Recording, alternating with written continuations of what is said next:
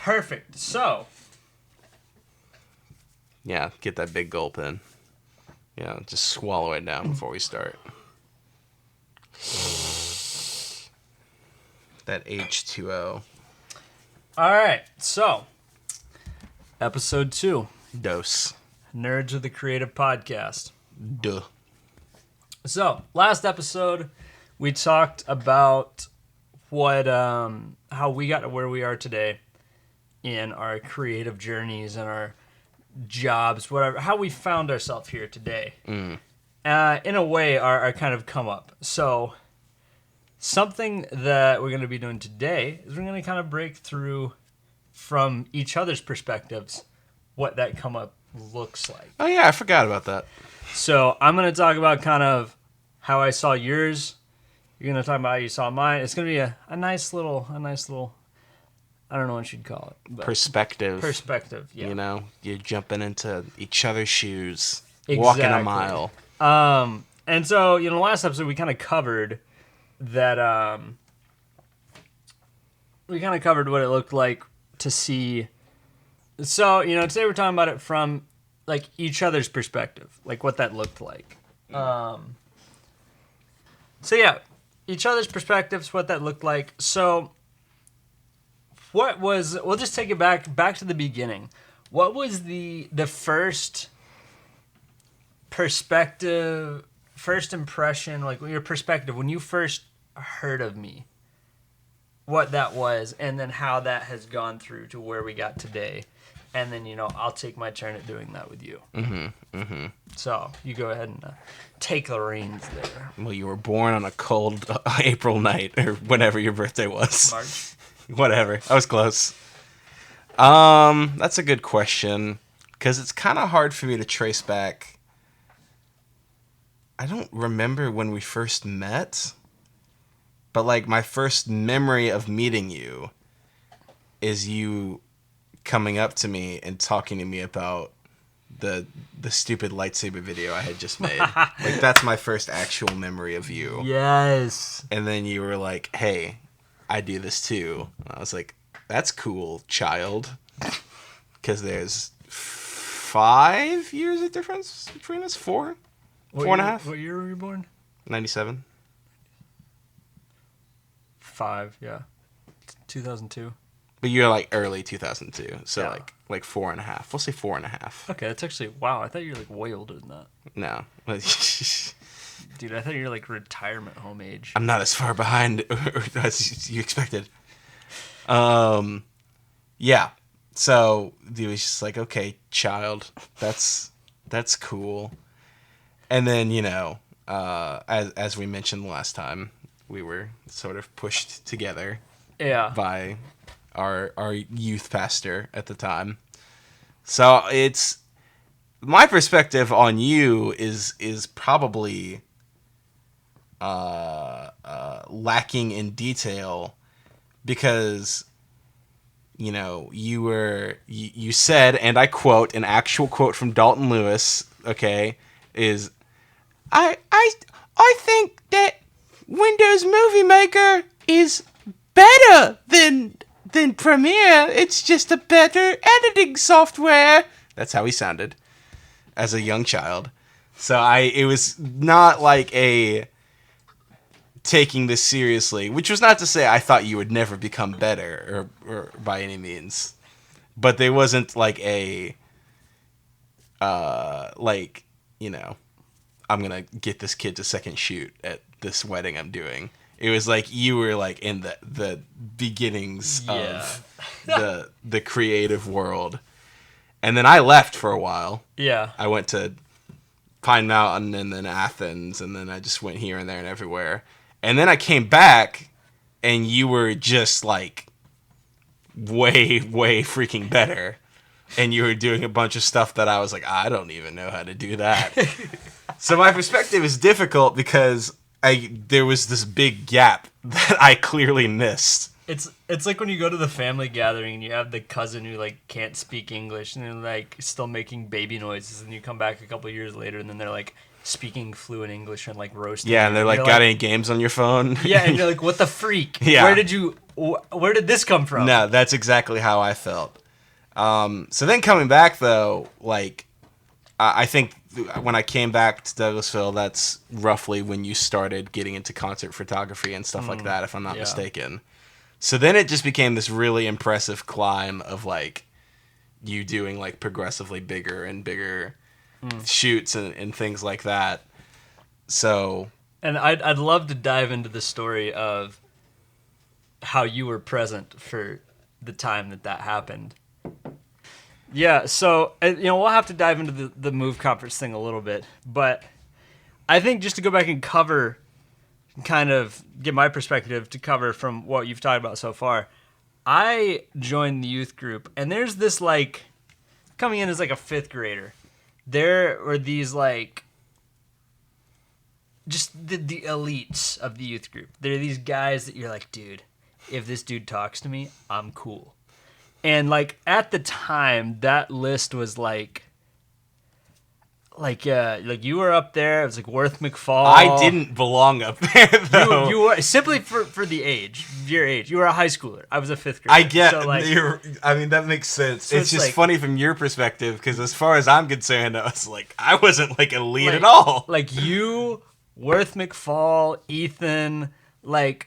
All of those, like Dylan, that whole crew. Dylan. Those, like, if they spoke to you, you were like, oh, yeah, talk to me nice. Like, they were just talking to me. Like, right. At that point, that's what it was.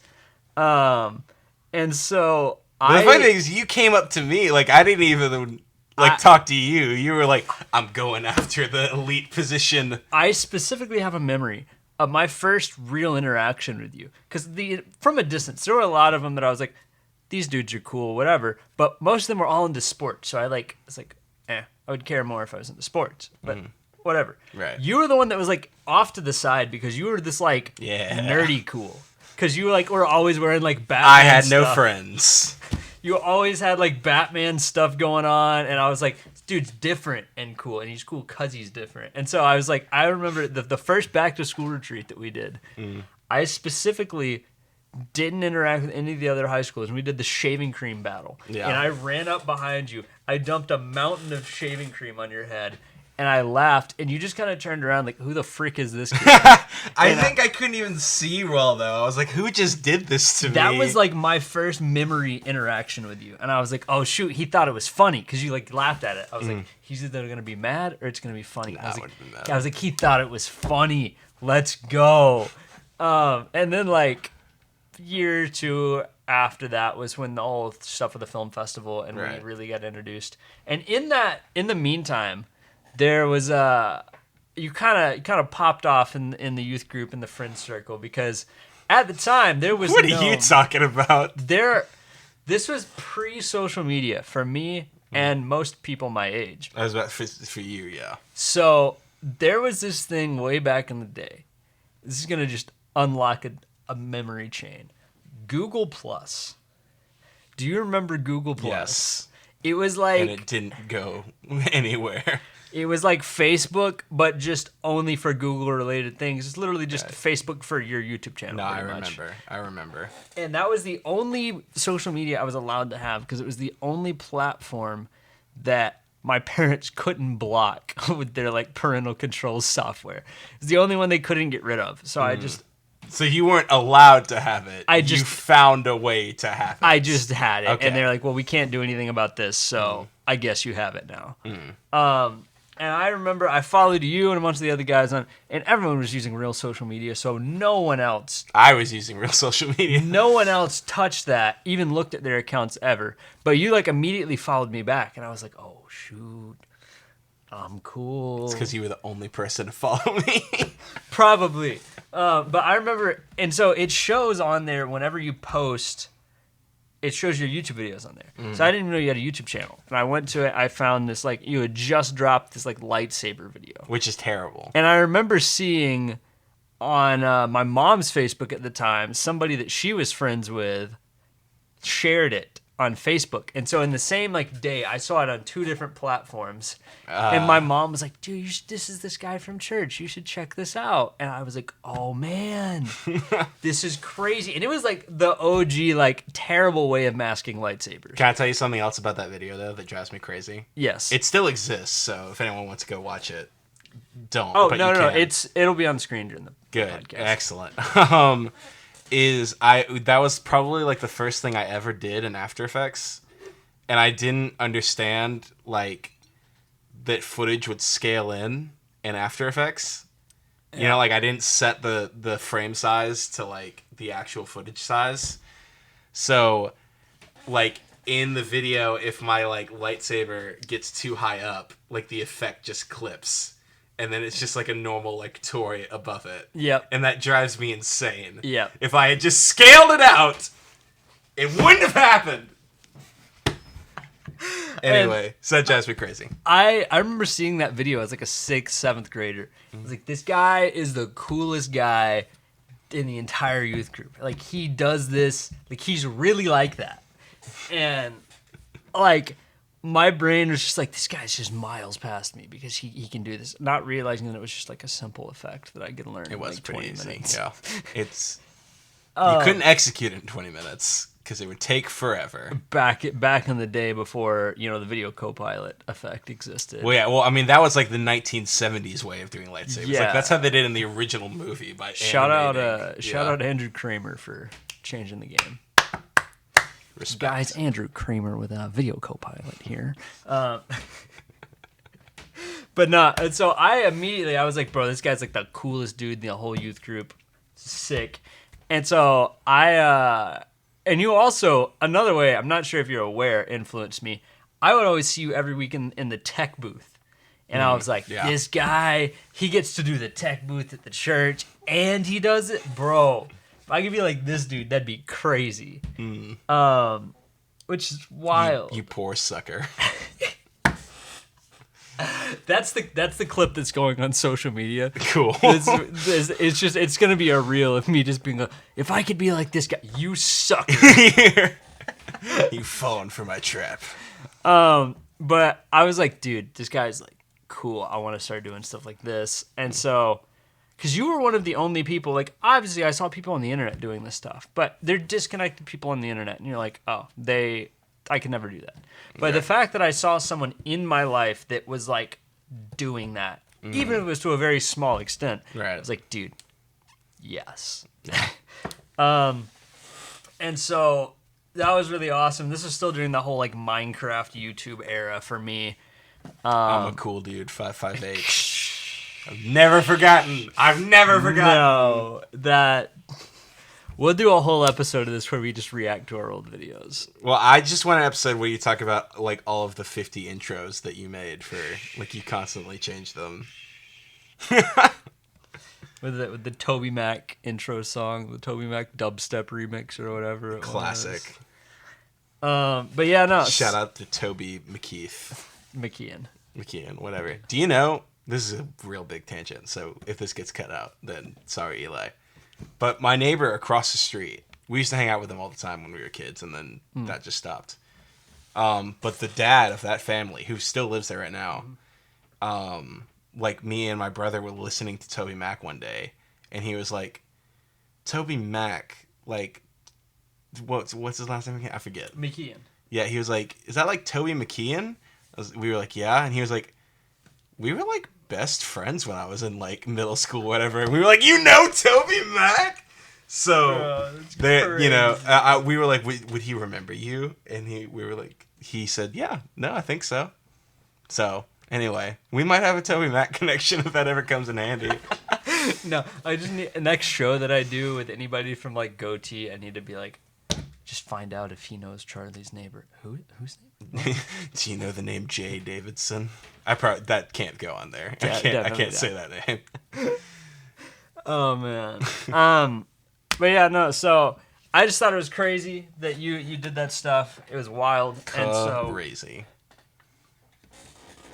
So when that whole film festival thing happened, and what the thing that really did it, and feel free to share your side of the story here, but our our youth pastor was like, "Yo, you should go have lunch with this Charlie guy, and y'all should talk about video stuff because I want y'all to work on this video together." And so y'all should just kind of figure out where you're at, like where he's at, where you're at, and just figure out what the best way to do this would be. And we went to lunch. I don't even remember what we actually talked about. That's probably the first time I ever told you to watch Batman. It was. So I actually, my favorite memory of that was after church. I was so excited. I told my mom, I was like, "Yeah, this dude, like, he's gonna like take me out to lunch, like one of the cool ones, the lightsaber video guy. He's gonna like take me to lunch, talk about film stuff." And she's like, "Oh, okay, this could be cool," And I think she like knew your mom or something. She's like, "Oh, Bonnie's son." I was like, "Yeah." Shout out to my mom. And so I specifically remember going to the upper parking lot after church, and you just like whipped around the corner in this like 1997 like Honda Civic. That's exactly Accord. Honda Accord. All right, and then, that was literally my grandmother's car. And in the most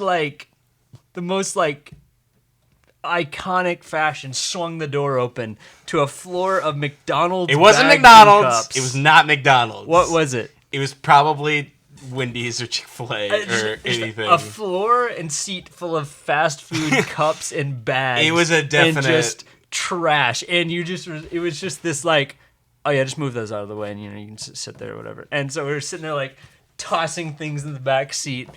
That's what you did in high school though. Yeah. You know what in high school has a clean car? Yeah, I mean, I did. Back in my day, I hated that. No one in high school had a clean car. Yeah, and so I sat down and we drove to Five Guys Burgers and Fries. Yes, and shout out. That's when you realized. Sponsor us. That's when you realized that I really didn't watch movies like that, because you would always ask me about these movies. Be like, "Well, what about? Have you seen this shot in this?" I'm like, "I have not seen this movie." Right.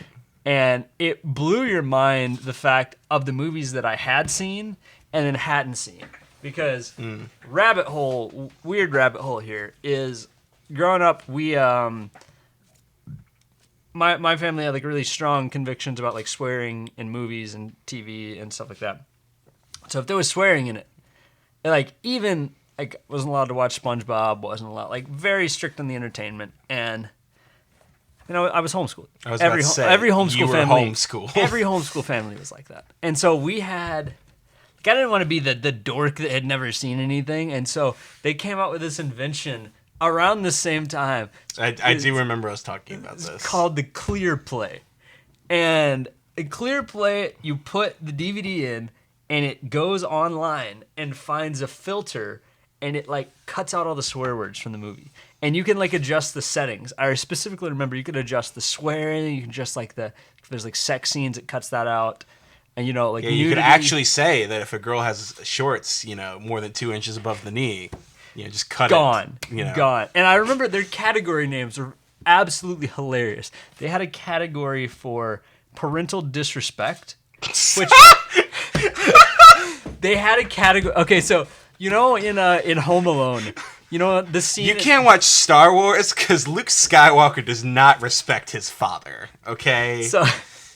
You know that scene in Home Alone where Kevin, the original Home Alone, Kevin stands on the stairs and he's yelling at his mom. He's like, "No, because you're just a stupid idiot." Like, he's like, "I don't want to be part of this family." I don't want to be part of this family. You watch that with him, and he's just like, "Yeah, I don't want to be." He's like, "I'm gonna go upstairs and sit by myself."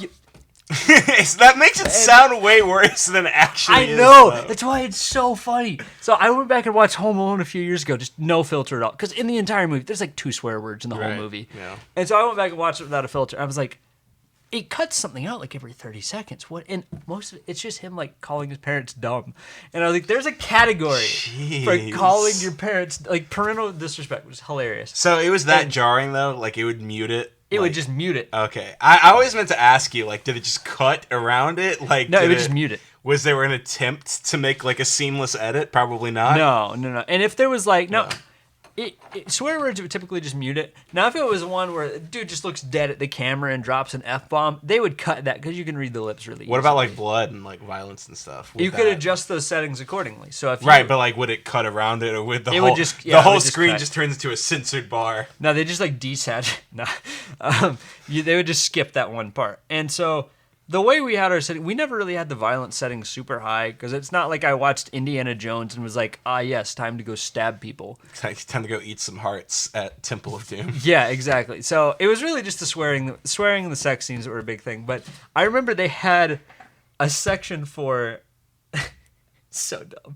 They had a section for nudity, sex, and mushiness. Mushiness? They had a mushiness category that essentially just cut out kissing. Like there's one setting that would just cut out like making out. Then there's one you can put it on that just cut out like just kissing in general. So there were like the mushiness you could like the lowest tier you could cut out like, like cuddling. Like if they were like cuddling in bed and they weren't married, it would just cut that out of the whole movie. But if they were married, I guess it's fair game. Yeah. I don't know. Right, but like enough. We just thought it was the funniest thing. There was a mushiness section. But anyway, and so through that, I was able to watch a bunch of wild movies that somebody at my age probably shouldn't have watched. Like one of my favorite movies of all time is Psycho, Ferris Bueller's Day Off, and The Fugitive, which are all like from a content perspective, incredibly terrible movies. Right. Especially when you're like 11 or 12. Yeah. And so you're like losing your mind because I haven't seen like basic things, just like basic movies. Like I remember one specifically was Forrest Gump. I hadn't seen that movie. And for some reason, I think that just blew your mind. Yeah. You're just like, how have you not seen that movie? No, it's an American classic. And I was like, I haven't seen that movie, no. And then I was like, but Psycho. And you're like, why have you watched that?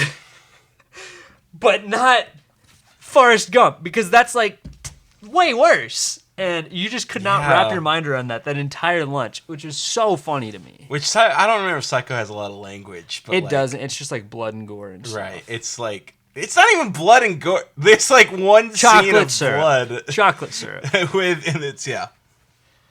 But yeah, and so I specifically remember that lunch, and I like, you already had a DSLR at this point, but I remember I was like, I'm gonna impress this guy. And I reached in my backpack, I pulled out the little handy cam that did I probably didn't have a DSLR at that point though. Like I was borrowing from CCI. You were at CCI and you had the cool stuff. So I was like, I'd pull it out, I was like, check this out. And you were like, basically like, oh yeah, it's like, yeah, I guess it works. But like, you should. I was probably like, nice. And in my brain, I was like, you poor thing. And then you're like, bro, you should get a DSLR. I'm like, why would I get a picture camera? Come on. But I just remember that lunch being very, very pivotal in a conversation because that was like the first real creative conversation I had. And it was really good. And I was like, all right, cool. Let's go do this retreat thing. So feel free to share your site there if there's anything from that I didn't really cover. No, I think that probably just about covers it. That was, yeah. To me, that was less of a, like, went into that less of a creative thing and more of like a, let me be a good influence. Yeah. Just in general. So, like, in hindsight, that's what it became. But, like, that wasn't even initially my intention with it. So, it turned out well. Incredibly influential career conversation for me that you probably at the time didn't think much of. Right. No, for sure. So next step is, we go into the back to school retreat here. We start filming this video, and we're just shooting videos. Nothing crazy. I'm getting clips. You got clips on the GoPro, and really the fateful night with David in that downstairs room of the camp. Shout out David Illich. And I'm over there with my laptop trying to edit on Movie Maker, and y'all are just like, it's not gonna work, homie. Yeah, and I was like, and I was just like, yeah, I'll edit some over here and get it to you guys. And they're like, if it looks good, we'll use it. It didn't make the cut. Sad. And so I remember just being mesmerized by watching David edit in Premiere, and it was still like CS6 at the time. It was like it might have even been like CS 5.5. Like this was pre-CC by a long shot. Yeah. And I remember like he like was just so fast with the hotkeys. He would just like do stuff, and I'd be like, dude, how did he do that? And it like blew my mind. And I like the whole Movie Maker is the best thing was hands down defense mechanism. So I didn't look like it was a broken loser. that night. Like I was just like, no, this is the best. It gets just seeing David over here being like, and I'm like, oh my gosh, this is insane. Edits like a whole recap in like 40 minutes, and I was like, oh my goodness, this is wild. And so that was really influential, and that was the night that I did stop and say that I thought Movie Maker was a better editing software than Premiere was. Because at the time, for me, it was, because I couldn't understand Premiere yet, and I tried. Classic. But that was the night that I did say one of the dumbest things I've ever said, which is saying a lot. Classic. Core memory. But yeah, no. So from there, where do our careers? Where do we really go from there? Because I mean, not long after that, I would say, that's when we didn't really work on anything before you graduated, did we? Because obviously there were the Christmas specials, but I don't think any of those happened before you graduated, right? No, some of them did, just nothing you were involved with. Yeah. But yeah, I was graduated by the time you came on. So yeah, you started doing more of these little YouTube adventures where you were doing these, just basically testing effects out and doing things doing whatever like I that. wanted to do. Just putting stuff out there. I tried very hard to tell people, I never was trying to, be a YouTuber. Yeah. It was just I'm just making stuff, and this is the easiest way to share the stuff I made. Yeah. And I remember you starting the whole, this whole, Christmas special thing that you did every year that I thought was really cool. Yep. I was like, oh, dude, this is like a whole production, every year. Classic. And then you kind of went off to school for a while. And I specifically remember a funny conversation that we had right before you moved to college. And I was like, you're like the first... Kind of college. Sort of college. I moved. The first year that you were, about to move, and I was like, first one of my friends to really move away like that. And I was like, yo... and I was real big. I was right around the time I had decided I wasn't going to college. And I was in the middle of getting a crap ton of backlash from my family. Nice. Not my parents. My parents were the only two people that were supportive from the get-go of me not going to college. But shout out to Allison and Michael. Extended family. A lot of my extended family was not super supportive of it. And understandably, because when you have an 8th grader that says, I'm not going to college, I get it. I'd be skeptical too. Yeah, but if you were... skeptical in terms of, I don't know, a lot can change in 4 years. I don't think it's fair to be skeptical to say you're an idiot for thinking that as an 8th grader. You're young. That's where you're at right now. You might not be there later, but if you are, that's okay. I also, one of the driving factors for that was I mostly just hated school. And I was like, I'm not going to college. I don't know how you hated school at that point, because you never did any of it. I did at that point, all right? Your education stopped when you were 12. No. I said it on the last one. I'll say it on this one. I'll probably say it on the next one. Education never stops. Your formal education. My formal education stopped when I was 17. It's true. That seems a bit generous to me, but whatever. No. Anyway.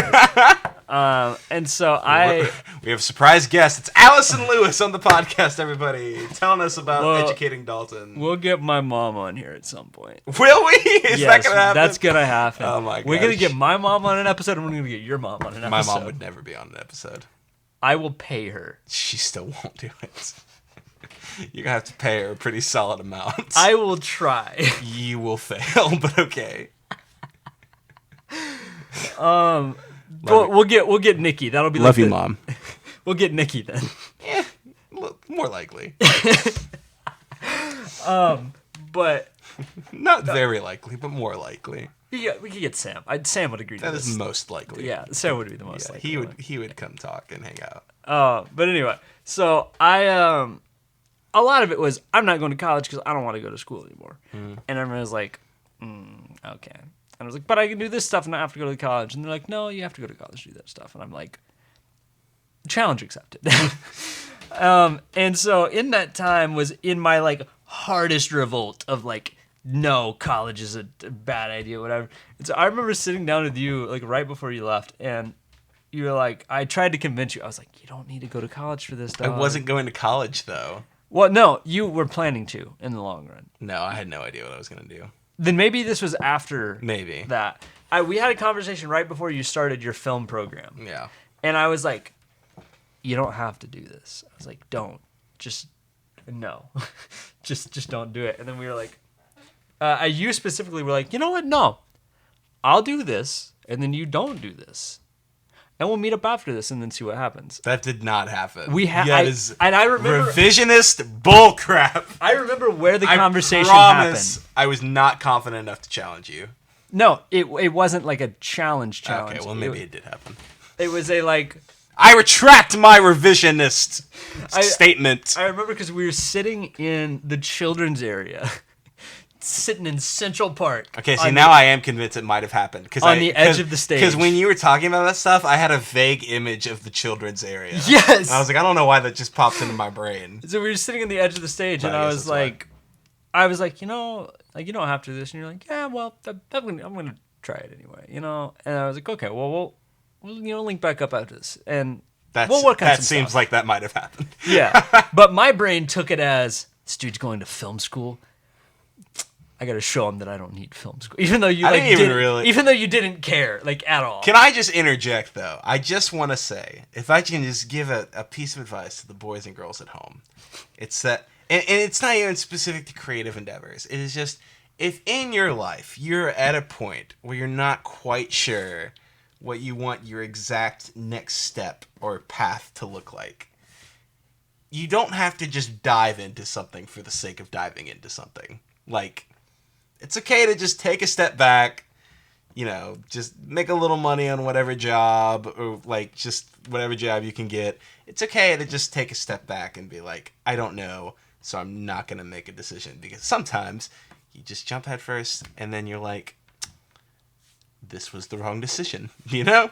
So anyway, yeah, advice to the boys. So you did these Christmas special things. I remember being involved in a few of them in the later years. 2 of them. And we like would start working on them and start doing like some creative stuff. Because from the get-go, creative filmmaking in a sense of like short films was not my thing. That was the first thing I tried. That was my thing. But as soon as I got into the business side and I'm like, oh, I can do stuff for people's websites and social media, I was like, oh, done deal. This is what I like way more. Because my attention span couldn't just put a whole year into writing, funding, and doing a whole project. I liked... funding? Put attention down, get the reward as soon as it's done. You know, that was my thing. And to this day, it still is. I don't want to do a feature film. Right. I do.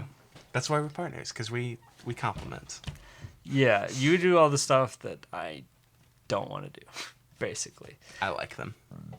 But yeah, so I remember being involved in those over time. And then...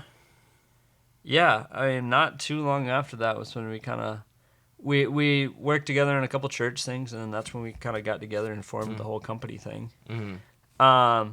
Now we'll dive into the music industry bit. Yes, good, finally. So okay, well, here's a question for you first. Like, what was your first? Was Move Conference your first? So yeah. So it was that night. That was your first like. It was a year before you were there. Okay. So to preface this, I downloaded Instagram. My parents finally let me get Instagram. I was like, yeah, let's go. I'm a cool kid now. And and that was really when the whole Dalton the Nerd became. Like, that's where that name came from. I was like, I'm going to put this on my Instagram because it's cool. Nice. Whatever. I had the whole company name. I was like, I'll just, flip it, roll with it. I forgot about that. Yeah. And so... I got Instagram, and at the time, it was in the phase of everybody is like iPhone cameras. They're posting stuff all the time. Yeah. And I remember the driving factor for me getting Instagram was Cameron Wilkins. Shout out Cameron Wilkins. He's a very crucial part of this next story. Well, Cameron Wilkins is a pretty crucial part of both of our whole lives. So we'll talk about it more at some point. And so...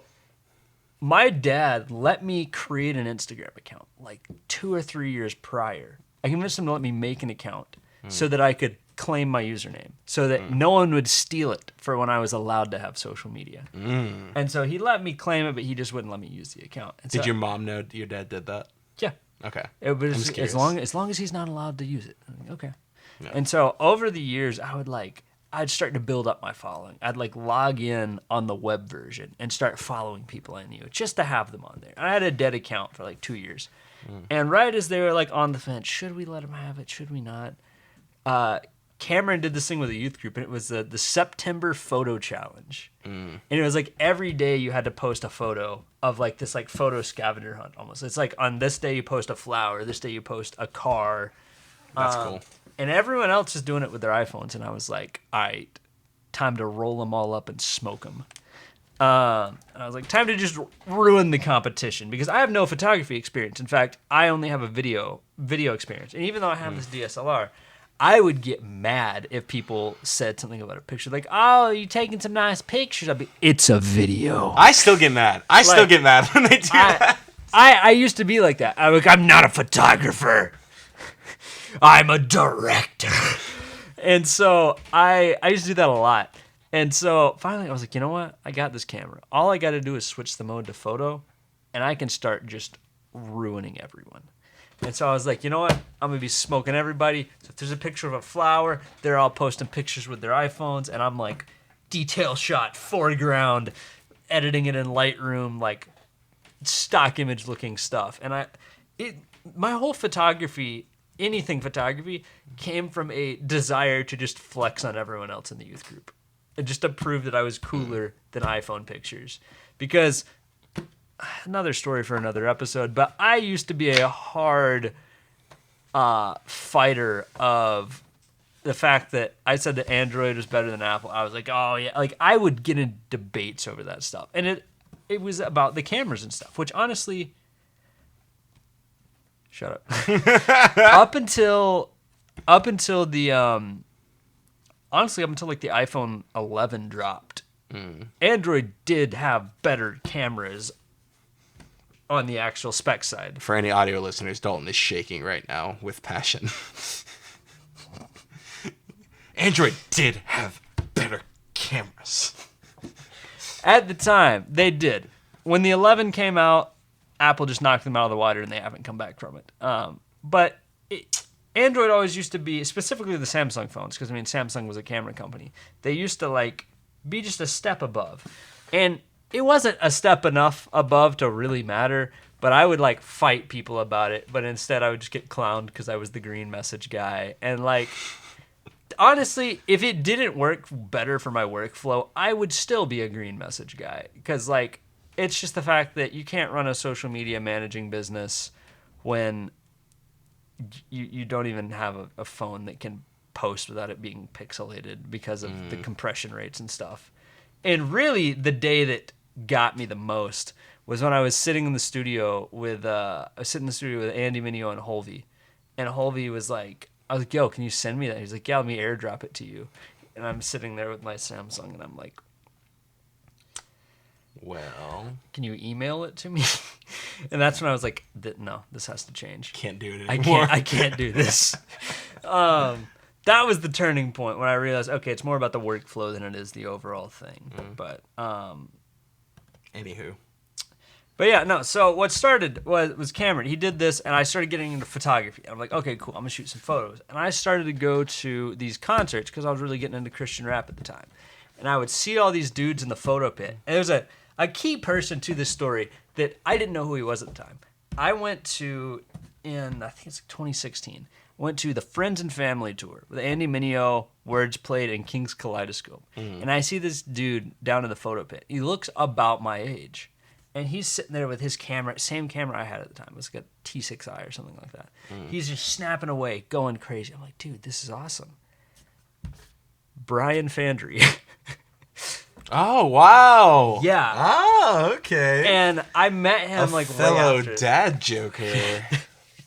And oh my gosh, we have to get the entire dad jokes. Like a dad jokes episode. On here at once. Incredible. Anyway, Yes, we'll have to rent out like a podcast studio for that episode. Yes, write that down. But anyway, no, we have to do it in the most dad environment ever. It has to be a cookout. we are throwing some budget behind that. Woo! But anyway, so I saw him and I was like, yo, this dude's doing it. And eventually I found his Instagram. I'm like, this guy was popping off at this show. I was like, I can do that. But every time I try to bring my camera to a show, they'd be like, no, professional cameras, phones only. And I'm like, all right. And so I realized I ended up emailing like 10 different photographers being like, okay, how do I do this? Like, break it down for me. How do I get good? How do I get my camera into these shows? How do good? Yeah, so I was like, I want to get into these shows with my camera, but none of them would let me in. And the entire purpose was I just wanted to post cool pictures on my Instagram to flex on everyone in the youth group. I was like, they'll think I'm cool if I do this, and maybe then I'll actually have friends. Did it work? No. We'll get to that at some other point. But anyway, and so finally I emailed and Instagram DM'd like 10 concert photographers that I really looked up to. Like the guy who was like shooting for Lecrae. And there was this guy named Marcellus that I hit up. And I was like, yo, I hit up 10 of them. Marcellus was the only one that responded. Marcellus was the only one that responded. He hit me up and was like, yo, you got to email the managers. Here's how you should style your email, the whole thing. And he's like, but you have to have some experience first. They're not just going to let you in for asking. That's the great Zen riddle of millennials and Gen Z. You have to have experience. You have to have experience before you get the job. But how do you get experience without the job? The answer is unpaid work. Correct. And so I'm like, I don't know how I'm going to do this. And so what I end up doing is we get to coming up to Move Conference, and Lecrae is the headliner for this event. And I call Cameron, and he's like, yo, I was like, can you sneak me in with this camera? And he was like, not exactly, but like, he essentially told me how to effectively sneak in with the camera. He was like, yeah, you just kind of got to stay in a neutral position, make sure people aren't like chasing you down, whatever. Like, okay, cool. So I sneak it in there, even though there wasn't supposed to be cameras allowed in there. Before we continue, can I give you like my build up to this moment? Yes. To explain? Because I was there too. Were you here that year, the Lecrae year? I think so. I think. Are we talking about the same year? This wasn't the year you did security. Okay. That was next year. Well, hurry up. Okay. I want to be in the story. So yeah, and so we, I get into the camera. I don't care the entire other sets. It's like, oh, whatever. It's worship bands. And then Lecrae comes on, and I get up there and I start shooting. I'm sitting there like I'm sneaking up to the pit. I'm like snapping pictures on my 18 to 55 because that's the only lens I had at the time. Right. Terrible low light. I mean, it's a Canon. Probably like f4.5. 5.6. 5.6. Yeesh. Yeah. And so I'm snapping. I'm just shooting some pictures, whatever. And then of course, so there's a security guy. We're gonna call him Philip. Philip, yeah, we'll give him. No, Philip. I don't like that. Call him Hank. He's a Hank. Security guy. For the sake of the story, we'll call him Sean. Sean, the security guy. And so he. I go up there and I start like snapping pictures, and he like sees me up there and he's like, yo, and like I'm pushing the limits. I'm like up in the almost on stage, and he's kind of like, all right, you gotta go sit down. I was like, okay, and I went and sat down, and like I texted Cameron, I was like, he sent me back to my seat. What do I do? He's like, just wait a few minutes and then just try and avoid him. I was just like, okay, cool, because this is before he had his job there. And so right. He was just a security. I think he was a security guard that event too. Like he wasn't doing anything crazy at that event. And so I slide down there, and I keep trying to dodge Sean this entire time. And I sit there and I'm snapping pictures, whatever. And then eventually I like filled up a memory card, and then I just went and sat back down. I was like, I got it. I'm good. I went back to the room. I stayed up till like 3 a.m. editing these pictures, tossed them out online, and then I pulled what I consider to be the biggest finesse of my career. Next time a Reach Records show came to town, I emailed them and I said, yo, here's some pictures I shot for Lecrae. let me come do this show. And they were like, I bet. You've done this before. Yeah. And so that way, and then through that, I networked my way up the music industry. And after that, I ended up shooting a show for like Taryn Wells and Danny Goki. And I just honestly with those, just kind of got lucky. The fact that my third show was a Taryn Wells and Danny Goki show. Because when you've shot for that tier of artists, there's no one that's going to say no to you when you have that on your portfolio. Like, Taryn Wells, Danny Goki, and Lecrae. If you show them that, that's just, in that world, is like oh, yeah, come on. And so I just did that for years, kind of just shooting for Instagram credits and stuff, and built my name in the industry. And then eventually we started doing music videos there. But we go back to the Move Conference the second year, and it's like 10th Avenue North. And David Crowder was one of the headliners, I believe. No, that was no, you're right. That was the year after. Yeah. But no, it was 10th Avenue North. Who's the other band? It was 10th Avenue North. Oh, God. Doesn't matter. Moving on. What? I just thought about the other thing that happened. That was funny. Eli needs to hear about that later. That's not a podcast story, though. Gosh, I forgot that happened. So I'm at the second Move Conference. Yeah. Because I'm interviewing to be part of the video guy on their summer stuff. And basically, if I get the summer stuff job, I'm going to be doing it for everything. And that's now why I do all of the youth-based needs for the Georgia Baptist Mission Board. Because, spoiler alert, I got accepted. So I was working security for that so that primarily I could interview. All right, and we have headsets and everything. So I'm just in the very, very back of this auditorium. You cannot get further back than I was. And I did nothing. I sat in a chair, and occasionally someone would ask where the bathroom was. And I told them where to go to the bathroom. And then I kept hearing on the radio, like, make sure the kids don't get too close to the stage. And I just kept hearing that periodically. And then finally, what broke me was I heard, can somebody get that skinny white kid away from the stage? And then I literally said out loud, that's my skinny white kid! I know him! That was... I loved that so much. That was incredible. Classic.